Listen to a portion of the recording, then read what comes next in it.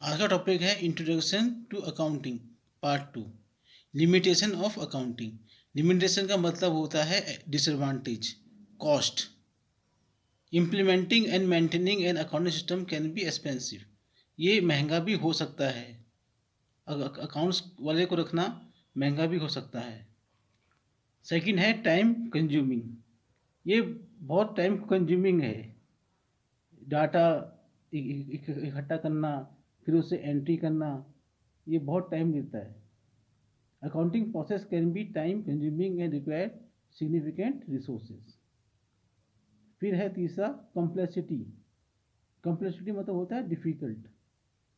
Accounting standard and regulation can be complex and difficult to understand. Next है basic accounting terms. पहला है entity. An entity means an economic unit that perform economic activity. Reliance industry, Adani enterprise, ये सब क्या है? Entity है। Event. Event क्या होता है? कोई ट्रांजेक्शन होना जिसका इफेक्ट हमारे फाइनेंशियल पोजीशन पे पड़े, उसे हम इवेंट कहते हैं। ये है क्या? देखो, an event is an happening of consequence to an entity use of raw material for production. इसका एग्जाम्पल है। कॉन्सिक्वेंस का मतलब क्या हो गया? रिजल्ट, आउटकम, ये कॉन्सिक्वेंस हो गया। थर्ड है बिजनेस ट्रांजेक्शन।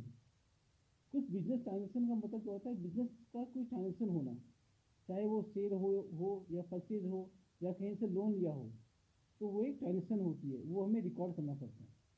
अब डेफिनेशन देखो इसकी।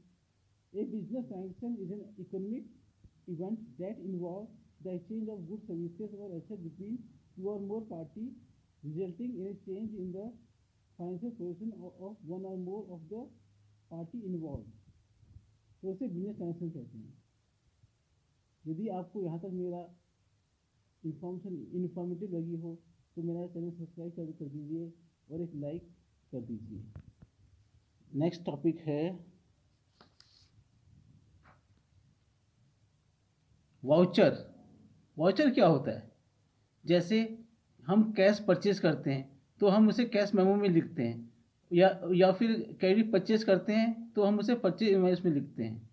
तो ये वाउचर होता है। ये है क्या? देखो, voucher is a document which serve as a evidence of transaction. Example, in case of cash purchase, cash memo, and in case of credit purchase, purchase invoice or voucher. ये प्रूव होता है voucher कि ये transaction हुई है। Next है fifth entry. Entry क्या होती है? कुछ रिकॉर्ड करना, उसे एंट्री कहते हैं। An entry is an act of entering or recording something such as data, information or an item into a system, book or record. Entry is a record made in the book of account in respect of a transaction or event.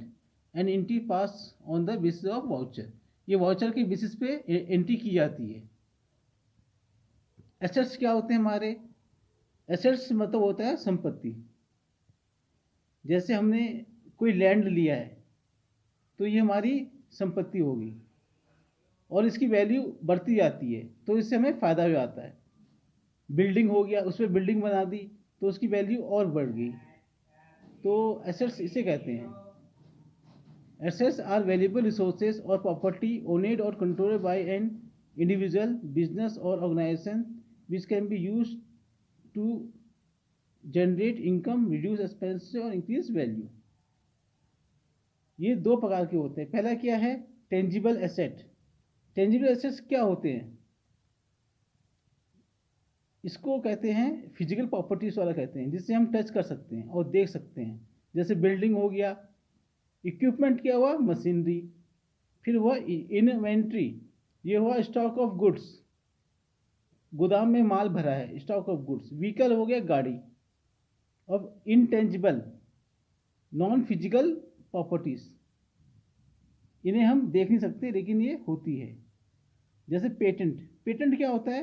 Right granted to an inventor और signer, ये 20 साल तक दिया जाता है। Copyright क्या होता है? जैसे कोई बुक का पब्लिशर है तो उसका कॉपीराइट होता है कि ये जो बुक है, बुक का कोई भी मटेरियल है, ये स्कैन नहीं कर सकते, और कहीं दिखा नहीं सकते। दिखाना मतलब ये हो गया कहीं अपलोड नहीं कर सकते ऑनलाइन, तो ये कॉपीराइट हो गया। ट्रेडमार्क क्या होता है? यूनिक साइन, सिंबल या लोगो। हर कंपनी का अपना एक सिंबल होता है, लोगो होता है, साइन होता है, तो वो सबसे डिफरेंट होता है।